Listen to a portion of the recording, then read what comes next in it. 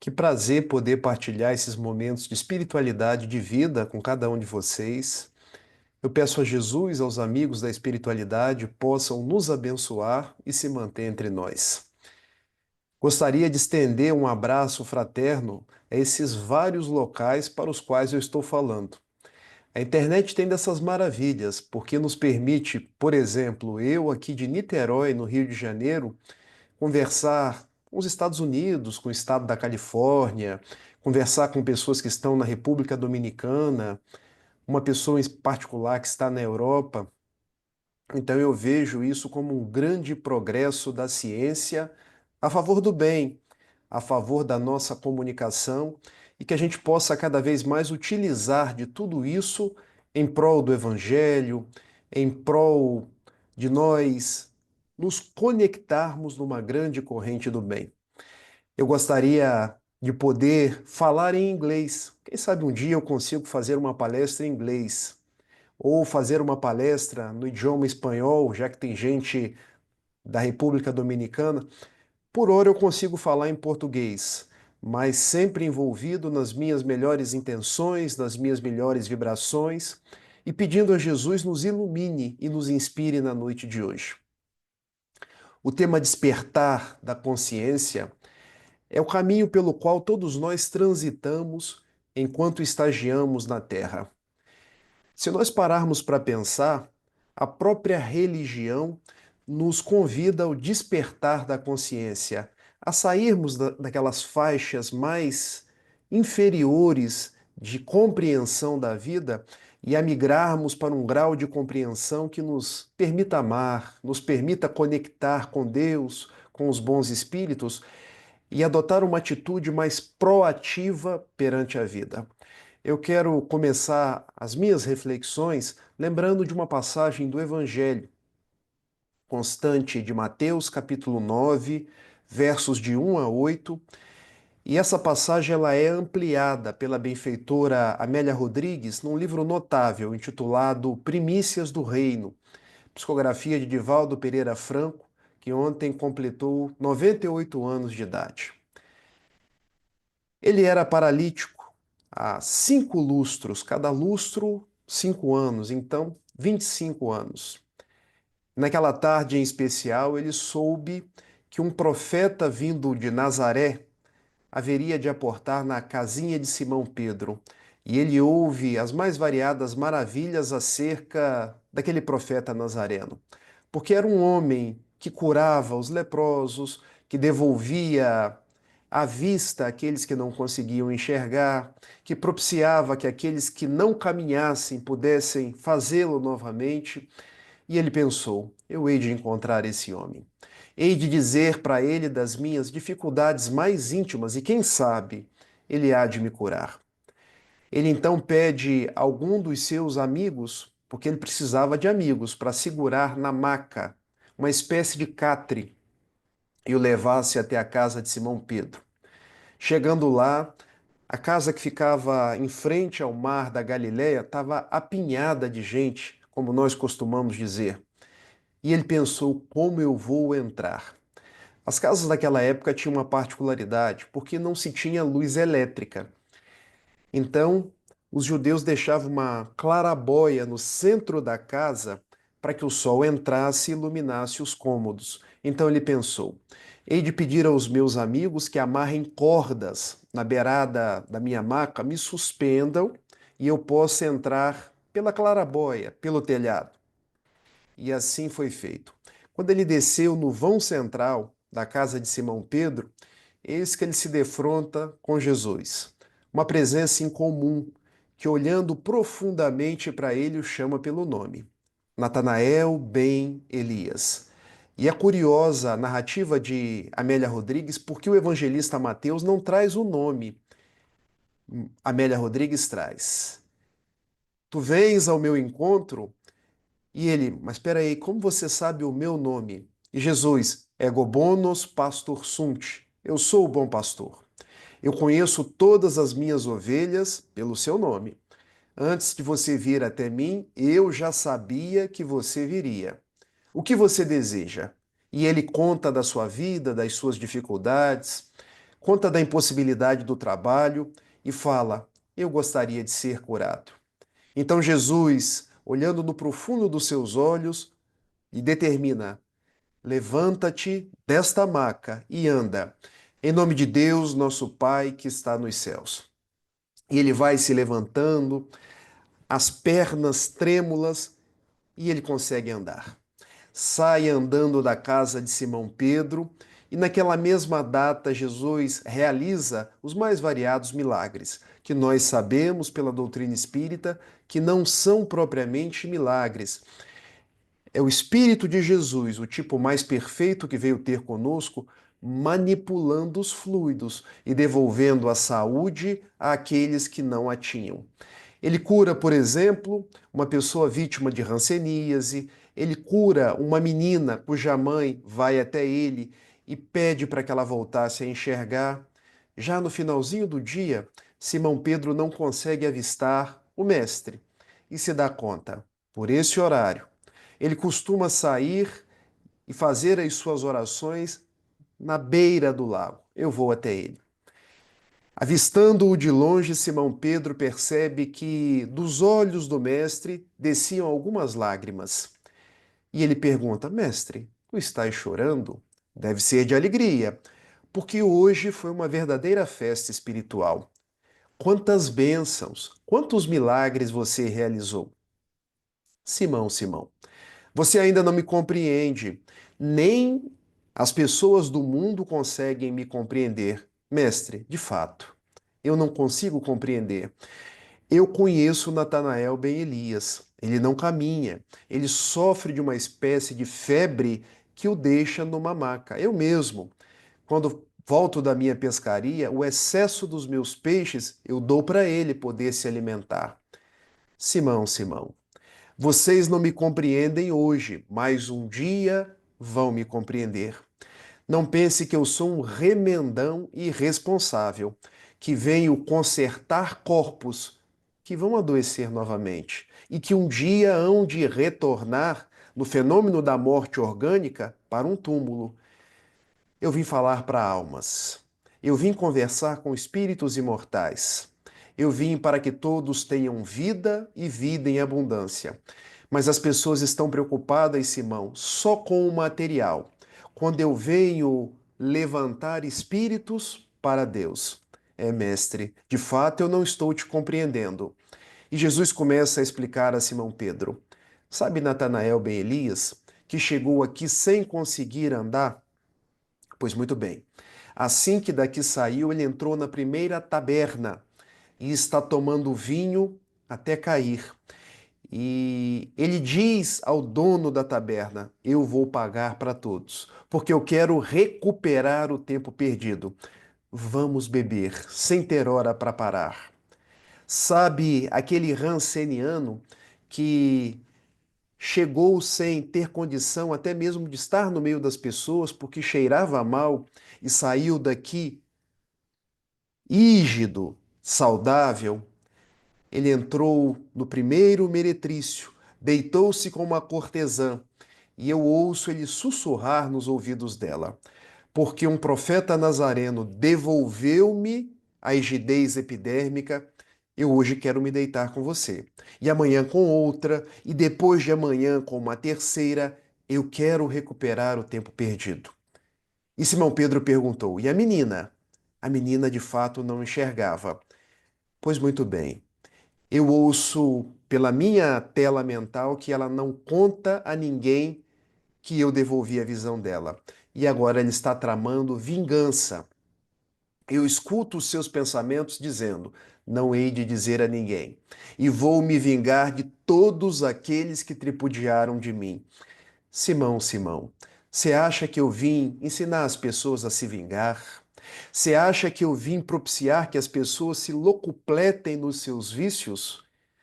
Assim elas agindo, Simão, vão adoecer de novo, e eu não estarei fisicamente convosco.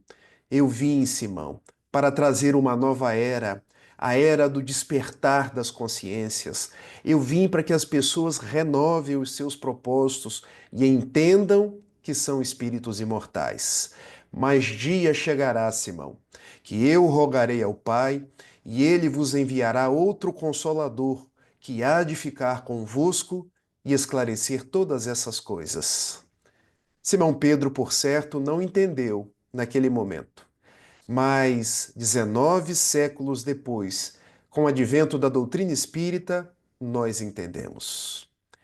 Jesus falava do reino dos céus. Numa metáfora, Jesus falava que nós somos espíritos, que nós nascemos, renascemos, progredimos sem cessar conforme a lei, que nós estamos no mundo de passagem para aprender a amar, sermos pessoas melhores, que nós estamos no mundo não para nos refestelar com as coisas da matéria, mas para, em nos valendo da matéria, poder nos tornar pessoas melhores, ajudar o nosso próximo.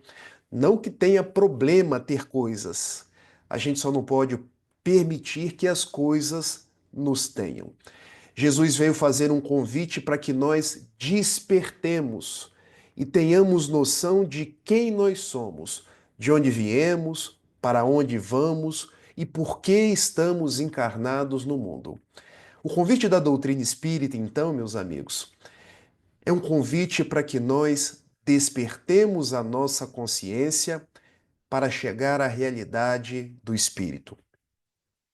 Nós vimos nos perdendo durante o curso das encarnações, durante os séculos que se passaram, porque nós nos vinculamos em demasia às coisas materiais, sempre voltados a posses, a coisas, a lugares de destaque, a sensações de ter domínio sobre as outras pessoas, como se tudo isso fosse permanecer conosco. A gente se entrega aos vícios como se aquela satisfação temporária pudesse preencher o vazio da nossa alma. O processo de despertar da consciência, então, é um processo que nos chama ao amadurecimento do espírito imortal, daquele que sabe que continuará vivendo e tem o grande e ao mesmo tempo singelo compromisso de aprender a amar,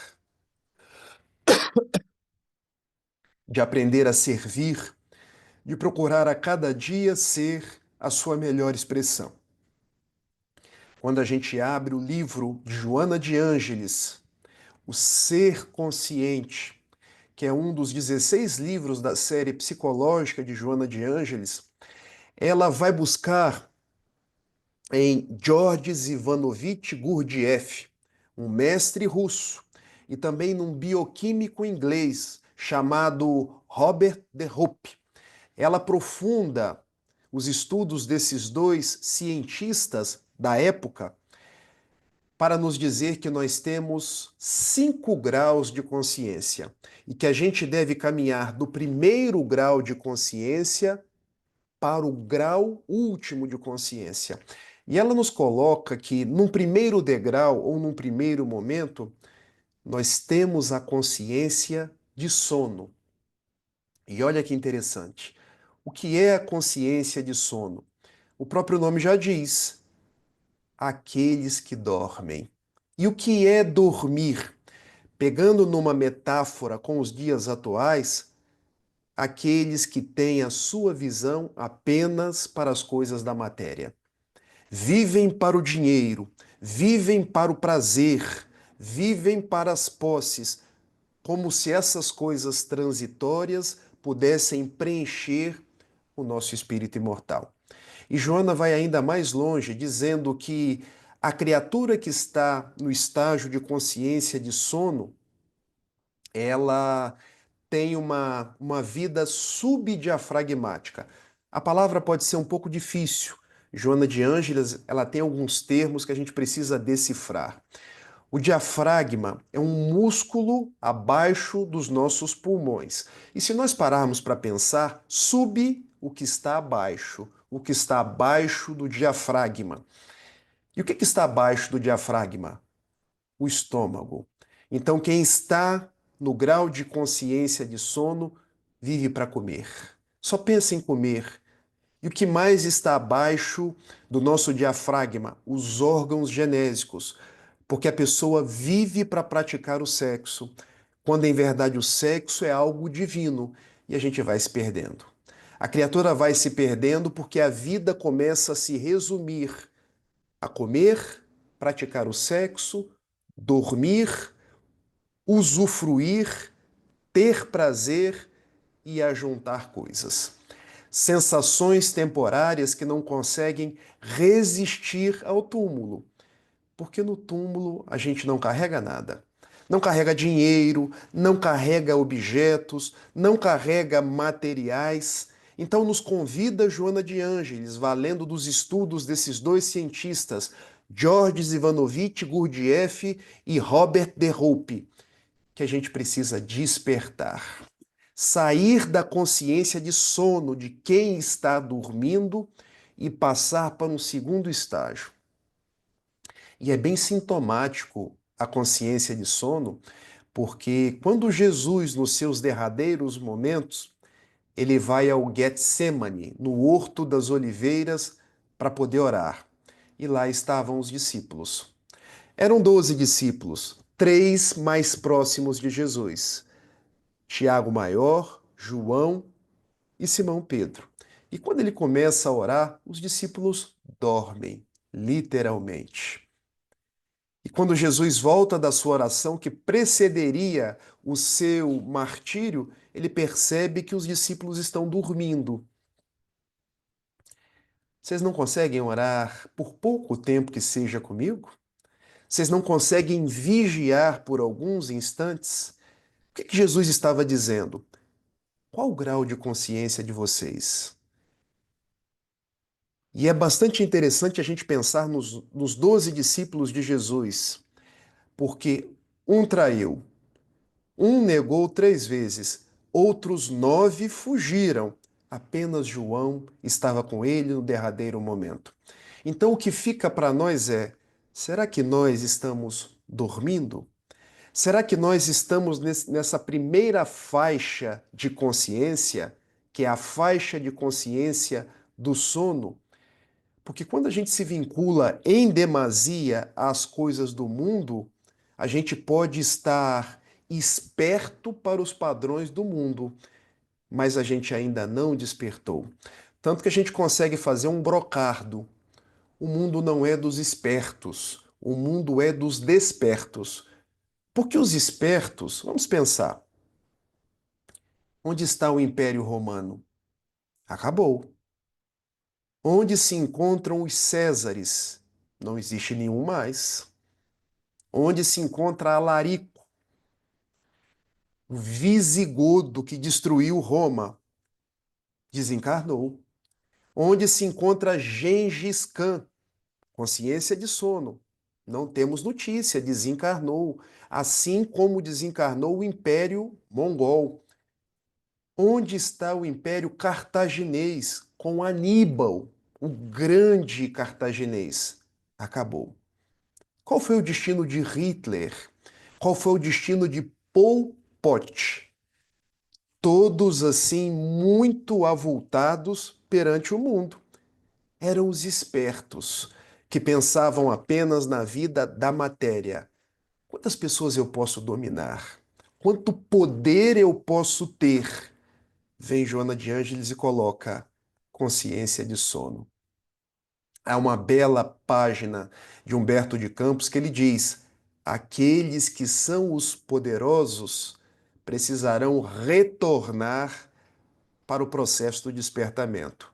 E usualmente aqueles que hoje nós vimos na condição de perdedores, sofredores, aqueles que foram os humilhados, esses, quem sabe, já nem precisem reencarnar na Terra mais, porque conseguiram burilar o próprio espírito.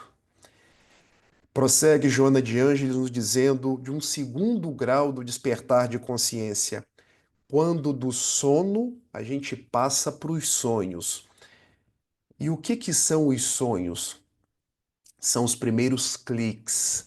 É como se fosse aquela luzinha lusco-fusco que começa a nos chamar ao despertar. Eu gosto de trabalhar muito com imagens. Imaginemos nós numa noite escura, vem um pirilampo. começa a piscar.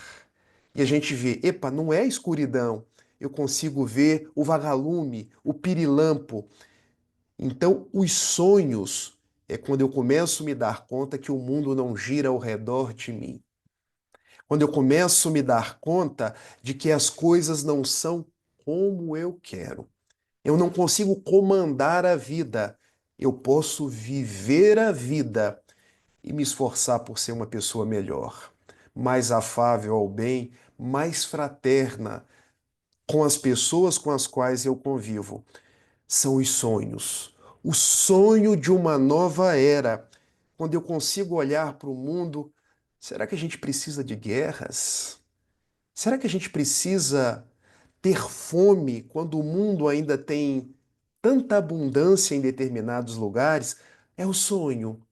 É quando eu saio da escuridão e começo a ter cliques de luz, cliques de despertar, até chegar no terceiro grau de consciência, que é a consciência desperta. E aqui é muito interessante, porque quem despertou a consciência começa a ver o outro não como alguém que vai se submeter à sua vontade, mas como um irmão. Começa a entender a mensagem de Jesus. O meu mandamento é este, que vocês vos amem como eu vos tenho amado. E isso é muito interessante. Eu já não olho para o outro como sendo alguém que vai cumprir minha ordem, alguém que está dentro do meu lar e que é apenas, vamos dizer assim, uma mulher. Não, ela é minha parceira. Ela está junto comigo todos os dias. Eu não conjugo o eu conjugo o nós. Então, a consciência desperta é quando eu deixo de conjugar eu, passo a conjugar nós. Há uma questão no Livro dos Espíritos, de número 893, que ela nos diz, Kardec indaga aos imortais, qual a mais meritória de todas as virtudes? E os bons espíritos respondem, toda virtude é meritória. No entanto, o grau máximo da virtude está em renunciar ao interesse pessoal em prol do interesse coletivo. Esse é o grau de consciência desperta. É eu deixar de pensar, se a farinha é pouco, o meu pirão primeiro. Jesus ensinou exatamente o inverso. Porque quando as pessoas tinham fome, o que ele fez? Multiplicou pães e peixes. Com 5 pães e 2 peixes, narram os evangelistas que ele alimentou 5.000 pessoas. O despertar. Mas aí vem um quarto estágio de consciência. Transcendência do eu. Nossa, o que significa transcender o eu? É quando eu, além de despertar, eu começo a ter visões do macro, começo a pensar no global. É a consciência, por exemplo, de um Mohandas Karamchand Gandhi, que conseguiu libertar a Índia do Império Britânico, 800 milhões de indianos, sem levantar uma única arma.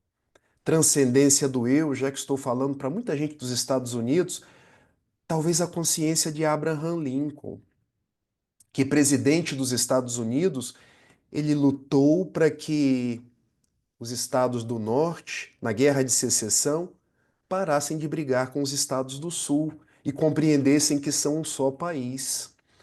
E também coube a Abraham Lincoln lutar pelo fim da escravidão nos Estados Unidos, porque ele já não pensava nele mais.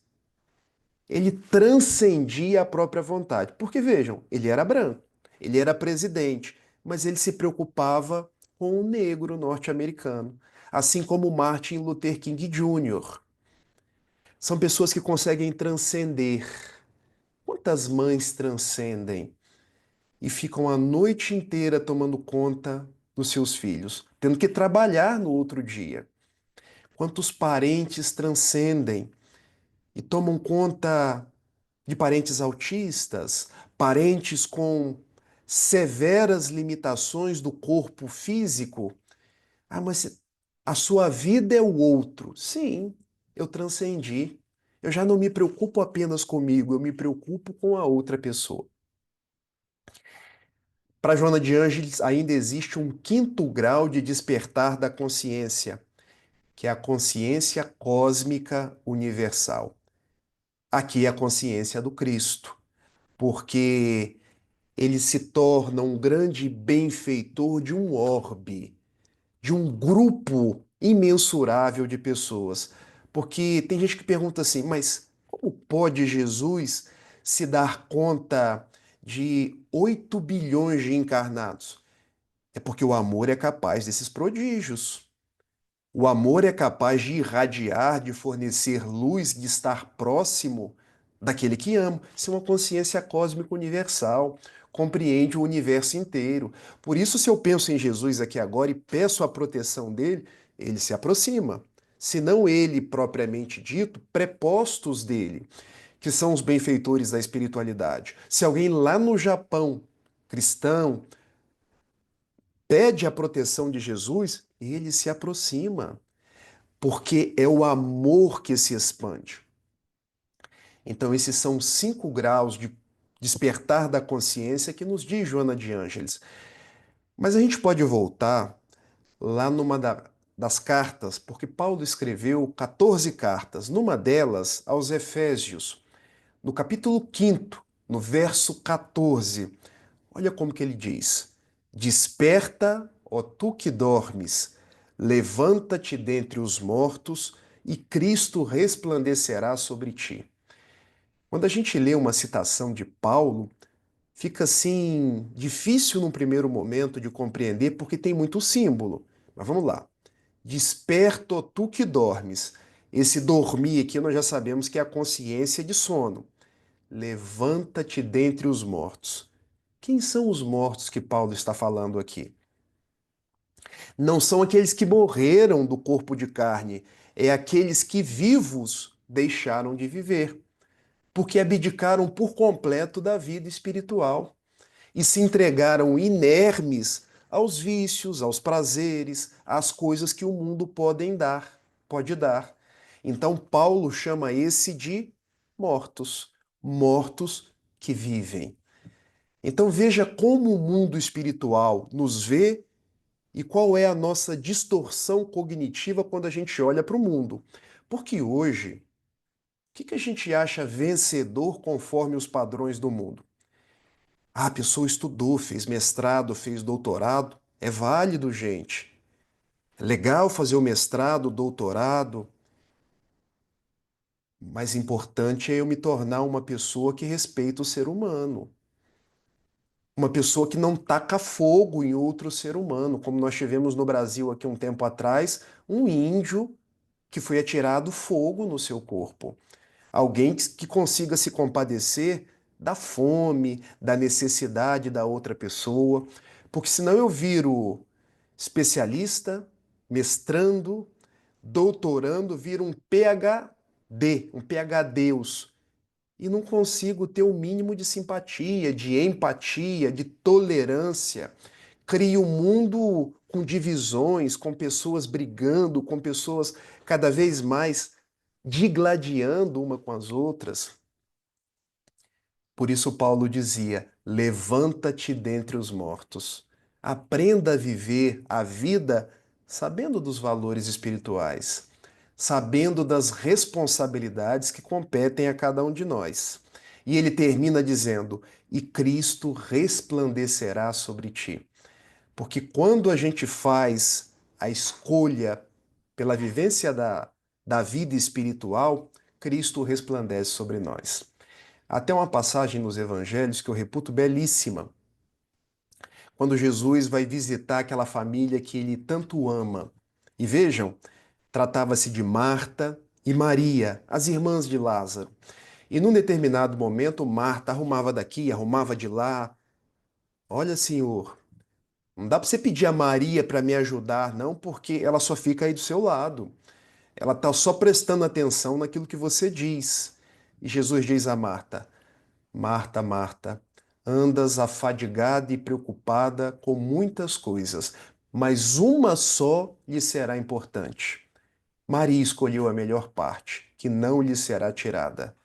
São dois arquétipos, dois modelos de comportamento que estão dentro de nós.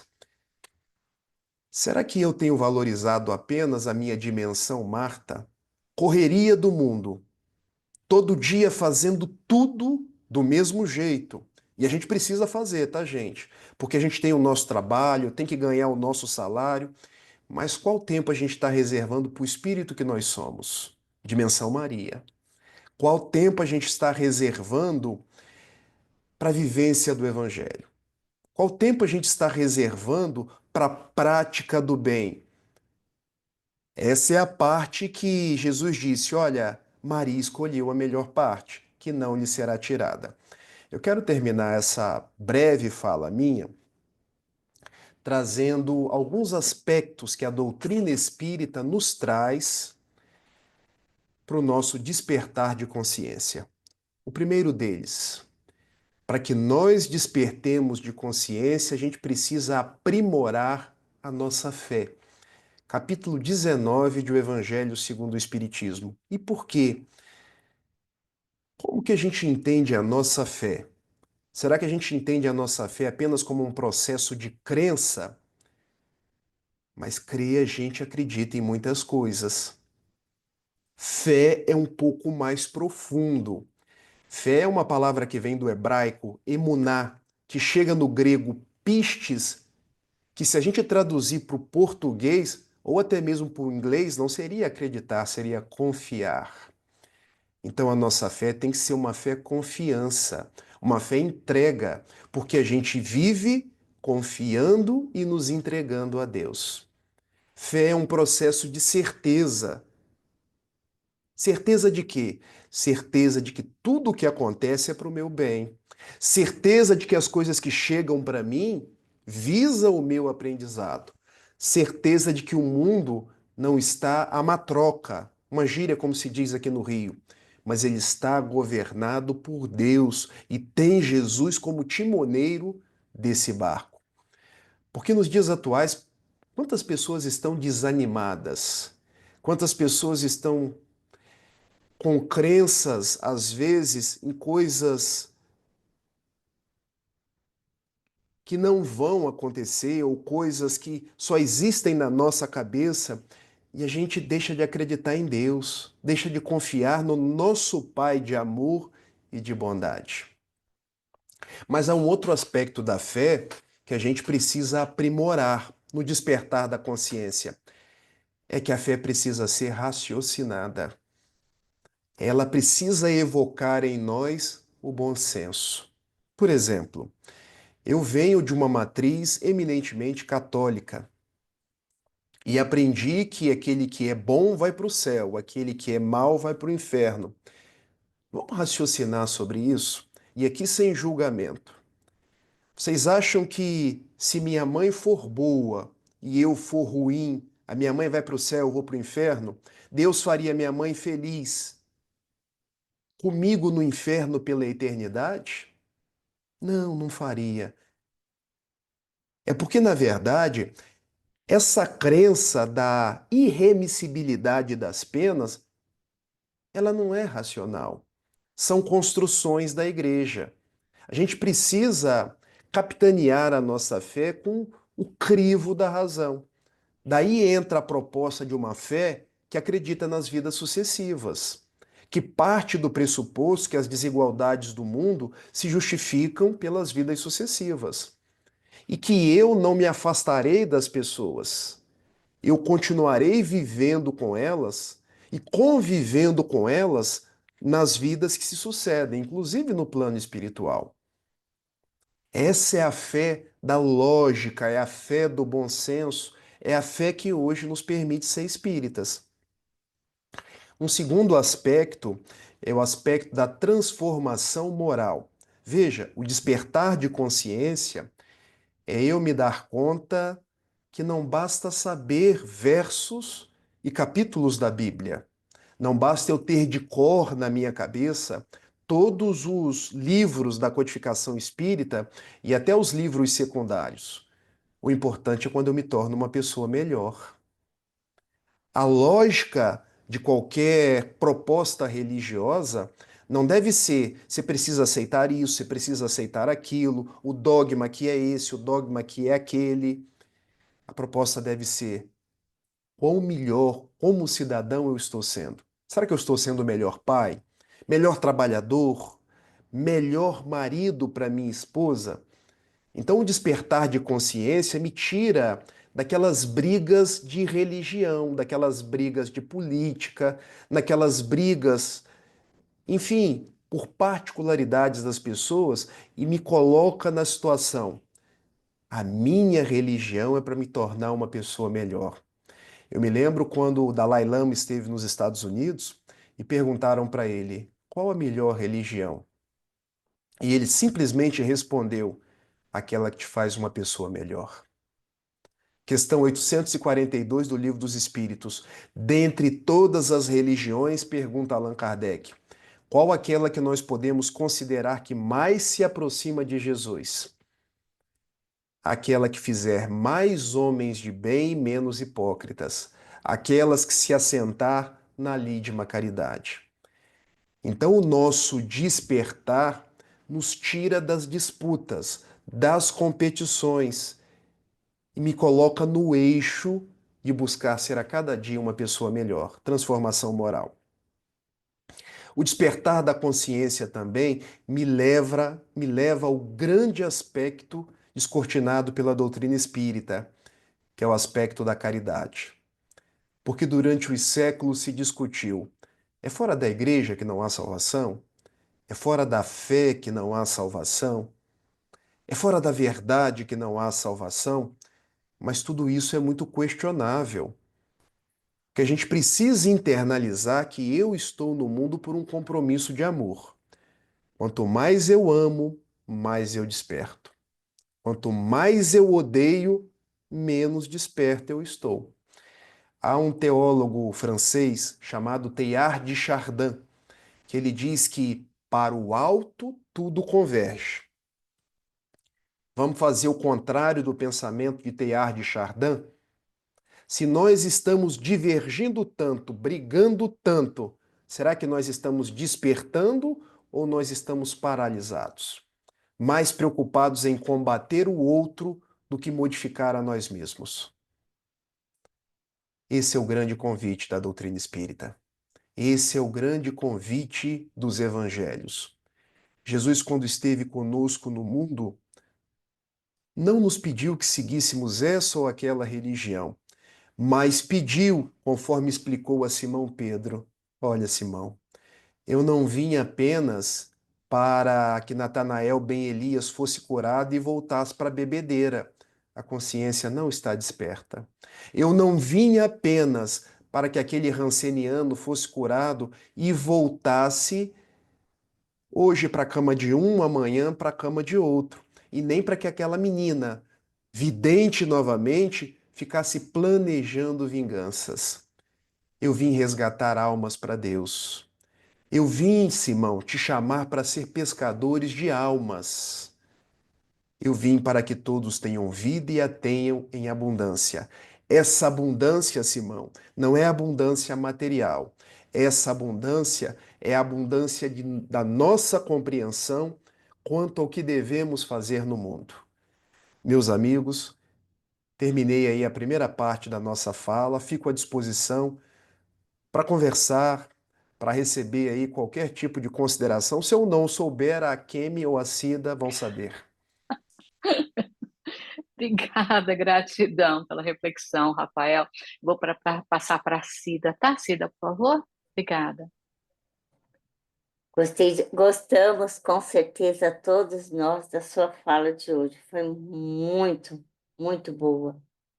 Nos trouxe bastante aprendizado. E aqui tem algumas perguntas, Rafael. Que nível de consciência teria a humanidade alcançado nos dias de hoje?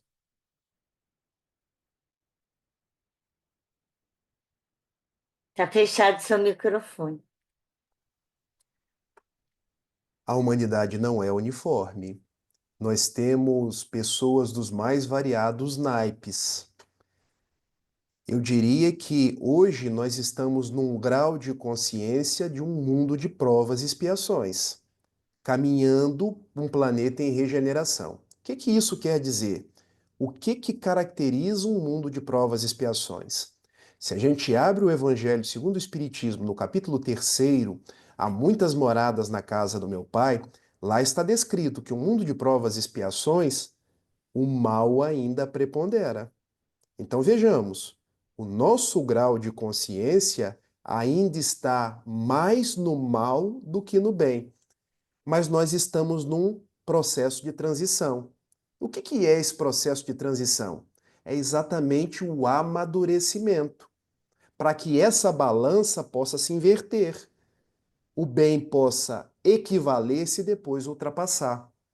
Só que o que a gente chama de transformação do mundo começa com a nossa transformação. Eu vejo muitas pessoas, sabe, Cida? O mundo vai melhorar, mas depende de cada um de nós, depende de mim, de você, da Kemi, da Ângela, da Cláudia, da Joelena, da Andréia. E há ainda uma outra possibilidade. Quando eu, Rafael, me melhoro, eu já consigo viver numa dimensão, numa consciência desperta, mesmo estando nesse mundo. Isso é que Jesus disse de uma forma simbólica: céu e inferno. São graus de consciência.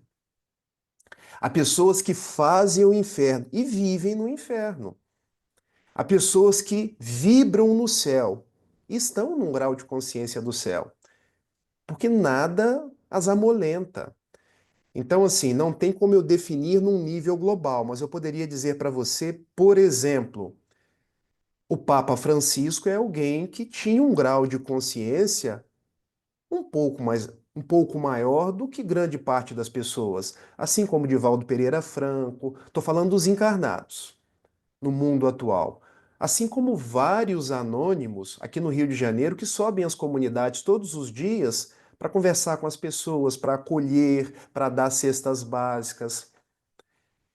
Então, assim, está nas nossas mãos. Eu me lembro de uma fábula contada onde um aluno resolveu tripudiar por sobre o seu mestre. Ele trouxe um pássaro nas mãos. Hoje o meu mestre vai perder. A gente está sempre preocupado se o outro vai perder ou vai ganhar. E é até muito comum aí nos Estados Unidos, né? Vocês podem até me corrigir, a cultura do winner e do loser, né? Porque todo mundo quer ser sempre o winner, mas para haver um winner precisa haver um loser. Eu fico me perguntando, e o que será dos losers? Esse é um grande problema.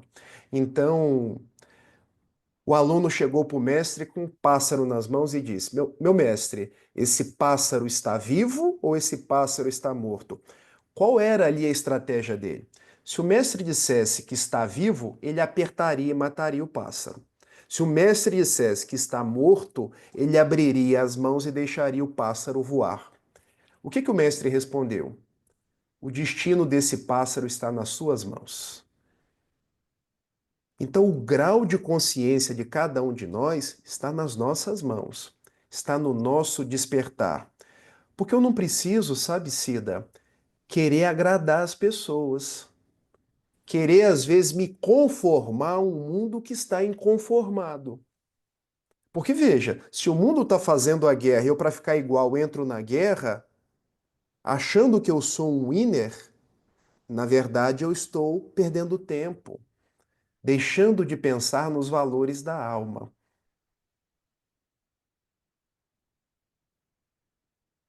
Posso fazer mais uma? Pode, todas que vocês quiserem. Podem, inclusive, trazer alguma consideração assim: olha, Rafael, não concordei com esse detalhe, aprimora um pouco. Isso é um bate-papo, gente. Sim. Qual é a importância das emoções no contexto do autoconhecimento? Essa é muito interessante. As emoções são parte daquilo que somos. Não existem as emoções aqui e o Rafael aqui. As emoções são o próprio Rafael. Então veja, Eu acho que todo mundo viu o filme Divertidamente um e Divertidamente 2. Viram, gente? Nós temos 5 emoções que são básicas. Estudos até de um estudioso norte-americano, Paul Ekman.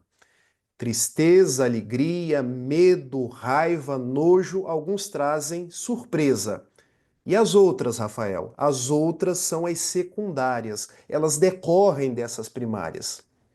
Todos nós sentimos medo, todos nós sentimos raiva, todos nós, de vez em quando, ficamos com vontade de pegar alguém pelo pescoço, porque isso é natural do ser humano. Da mesma forma, a gente tem os momentos de alegria, de amor. Então, trazer uma frase para vocês, Cida. Não existe emoção negativa. Toda emoção ela é adaptativa, porque ela vem para nos ensinar algo, para nos permitir que nós vejamos algo. Se não existe emoção negativa, existe manifestação negativa da emoção. Compreenderam? Porque quando eu sinto raiva, eu estou lidando com aquela emoção. Eu preciso aprender algo com ela. Mas em nome dessa raiva, eu não posso sair batendo nas pessoas. Eu não posso sair agredindo a quem quer que seja. Então, o autoconhecimento me leva ao encontro da emoção, não para negar, não para reprimir, para eu conhecer e entrar em contato com ela e ver o que que aquela emoção diz de mim e me ensina da vida. Agora, segundo passo, eu preciso gerenciar as emoções. Não se diz mais, sabe, Cida, na psicologia moderna, controlar, porque a gente não controla. Nem a panela de pressão se controla, porque ela vai enchendo, enchendo, enchendo de pressão, uma hora ela estoura. Mas a gente pode aprender a gerenciar. E como é que a gente gerencia as emoções? Existem vários exercícios que a gente pode fazer. Exercícios respiratórios, exercícios físicos, por exemplo, driblar, não entrar em contato direto com a raiva. Por exemplo, se você está numa situação de raiva, saia daquela situação, não decida nada de imediato. Se uma pessoa fala alto, não suspenda a voz, diminua a voz. Isso é treino. É o famoso manejo do estresse, manejo da emoção.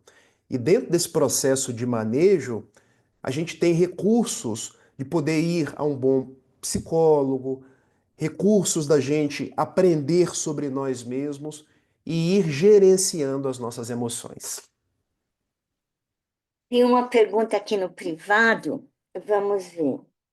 É, nesse abençoado processo de autodescobrimento, no nível evolutivo que a maioria da humanidade se encontra, a dor se apresenta como um grande agente propulsor e de grande valia para o despertar da consciência entre parentes dorminhoca. Que, que outro utensílio para acordar a consciência adormecida e preguiçosa? Perfeito, a resposta está dentro da própria pergunta. Ó, vou criar uma palavra para vocês. Despertador. Todo mundo tem um despertador em casa, não tem? Sim. A gente só não tinha se dado conta que essa palavra são duas. Despertador. A gente tem que ver a dor sobre outros olhos. Parar de reclamar. Eu sei que dói, gente. Eu sei que muitas vezes a gente fica agoniado com a dor, mas ela está me mostrando algo. Ela está me convidando a expandir a consciência, a ressignificar os meus propósitos, a escolher novas veredas. Eu digo uma coisa para vocês: todas as vezes que eu fiquei doente, pensando na dor física, foram os momentos que eu mais fui afável com as pessoas. Porque quando você sente dor, você se torna mais empático com a dor da outra pessoa. Foram as vezes que eu mais tratei melhor os meus familiares. Todas as vezes que eu fiquei com dificuldades financeiras, foram as vezes que eu mais compreendi a necessidade daqueles que também não têm. E a necessidade de aprender a guardar um pouco mais, a economizar um pouco mais. Então, ao invés de ficar dando murro em ponta de faca, a gente pode tentar construir a paisagem. O que que eu estou aprendendo com essa situação? O que que Deus está querendo me mostrar diante desse quadro adverso. Se quiser chorar, chore. O choro é terapêutico. O choro, como a gente diz em psicologia, lava as feridas da alma. Mas não paralise no choro. Permita-se dar um passo adiante, o passo da compreensão, porque a vida está sempre nos ensinando algo. Quando a gente acha que não está aprendendo algo, é que a gente deixou de ter os óculos de ver. Por isso Jesus sempre dizia, sabe, Cida, ter ouvidos para ouvir e ter olhos para ver. Foi o que Simão não conseguiu ver lá atrás. Muito bom, obrigado. Mais uma, hein? Da Andréas, ela colocou no chat. Quais são as atitudes práticas de alguém que tem a consciência desperta? Hum, Atitudes práticas de quem tem a consciência desperta. Olha, a consciência desperta, ela baseia-se na superação, ou pelo menos aí na quase superação, daqueles dois vícios que são os mais radicais, questão 785 do Livro dos Espíritos. Qual o maior obstáculo ao nosso progresso? E os bons espíritos respondem: orgulho e egoísmo. Então, quem está desperto não fica competindo com a outra pessoa para saber quem é mais bonito, quem é mais importante, quem tem mais dinheiro, quem mora na casa tal, se eu falo melhor do que você, porque sabe o valor de cada pessoa. O grau de consciência desperta, Cida, eu sei o meu valor, mas sei o seu.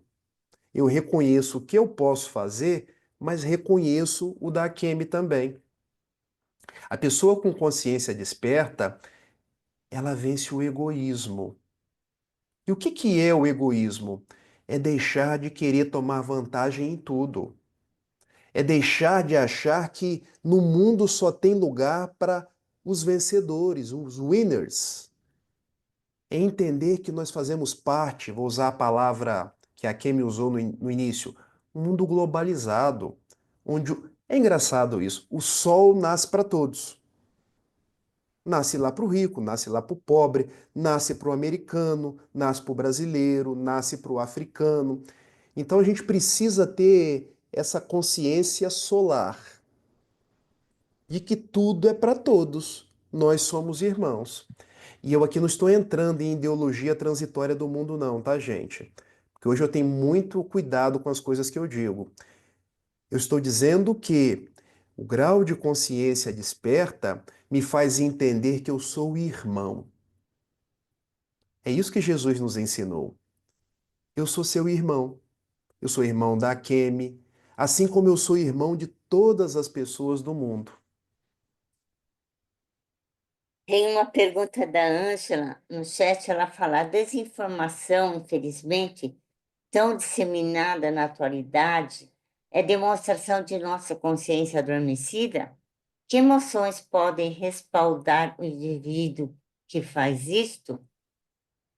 Desinformação, sim. Desinformação, fake news, é que, na verdade, a pessoa, no seu intuito de controlar, de prevalecer, de propiciar que haja predomínio da sua força, da sua vontade, do seu modo de pensar, ao invés de fazer isso democraticamente, porque o que é a democracia? A democracia é o seguinte: nós somos, acho que 14 aqui agora. É, 31. Somos 31. nós somos 31. A democracia é o seguinte: 16 já é maioria.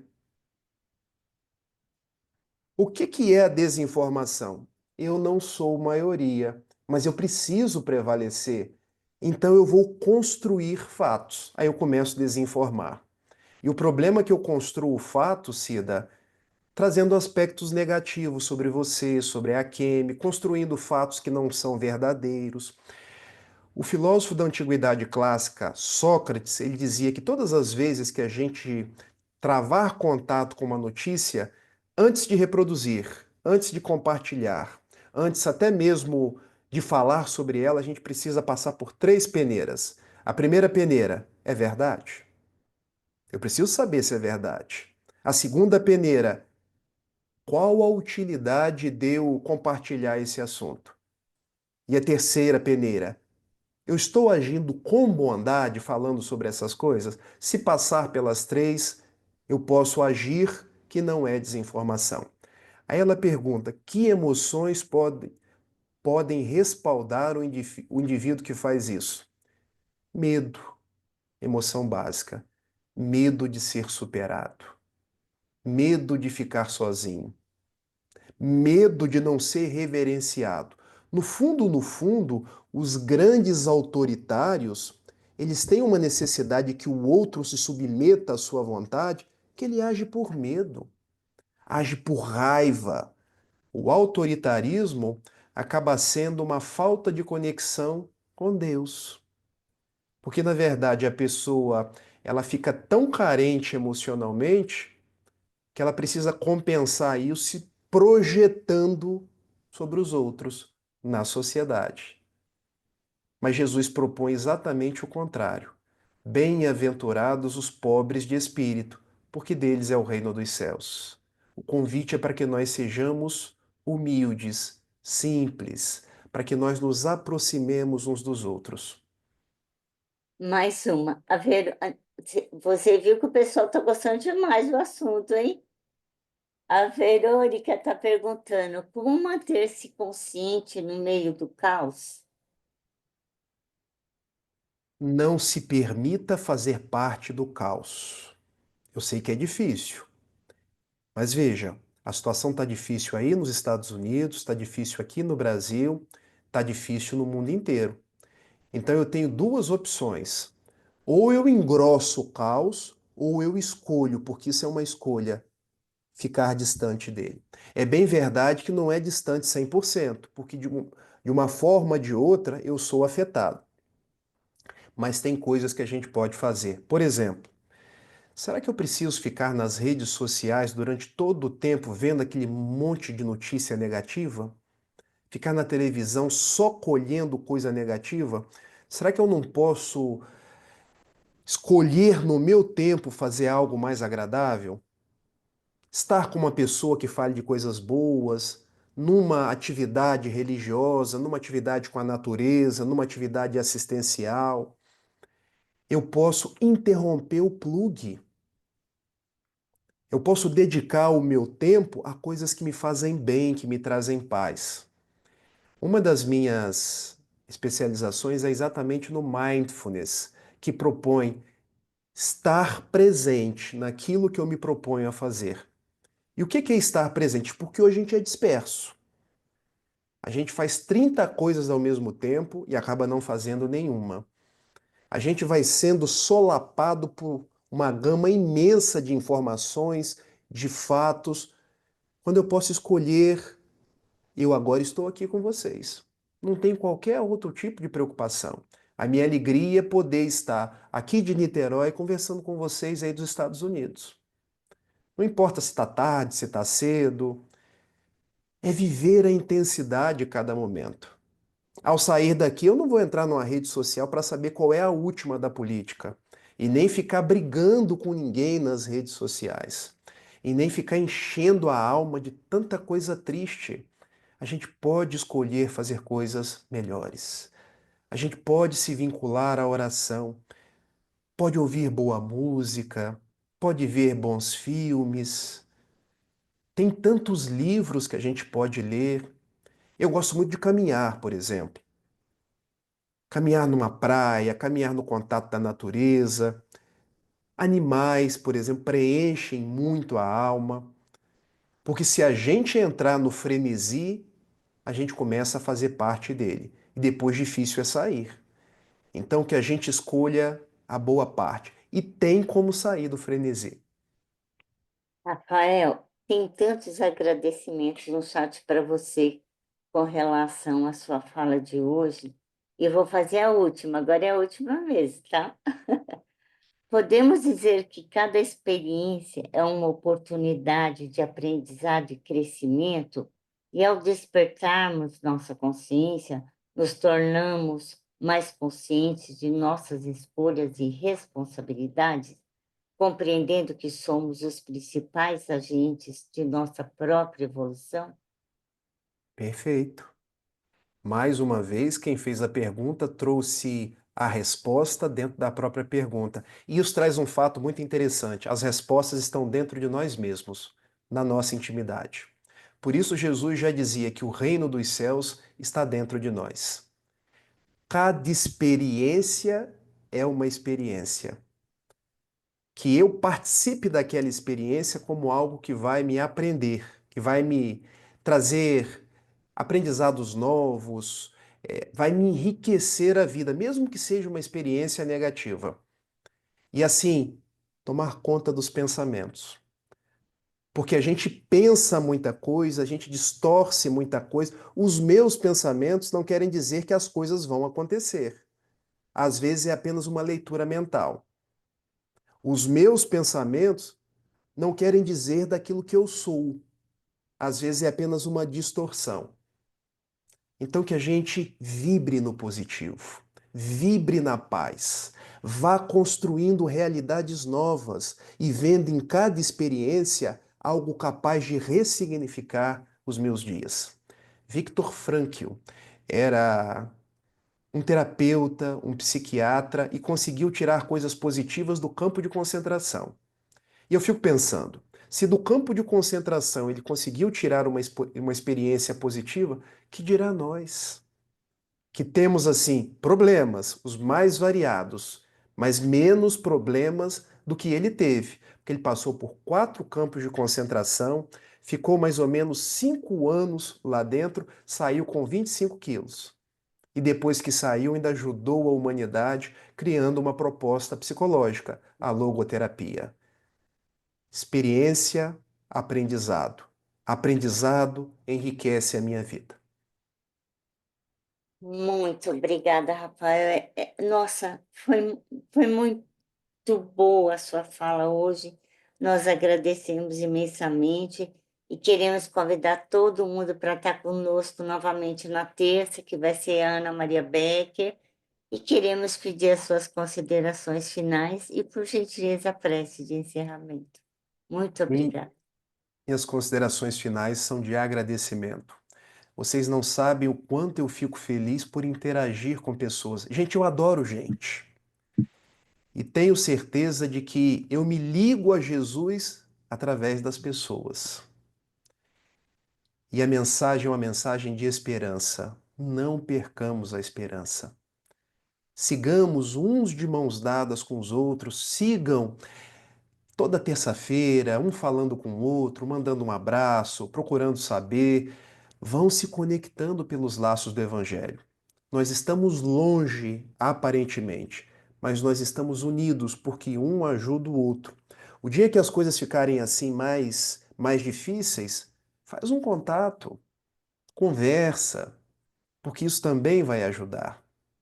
Sigamos com Jesus, sigamos com esperança, sigamos em paz. Vamos orar. Mestre amado Jesus, como é bom estar aqui. Como é bom falar de Ti para tantos lugares deste mundo. Eu te peço que esteja nos Estados Unidos, na Califórnia, em San Diego, em Los Angeles, nos rincões onde os nossos companheiros do Blossom se encontram. Eu te peço esteja na Europa, na República Dominicana e também no Brasil. Nós somos um só povo, daqueles que te aprenderam a te amar. Esteja conosco, envolve-nos em vibrações de saúde, de alegria e de paz. E permita-nos estar sempre próximos de ti. Muito obrigado por tudo, que assim seja.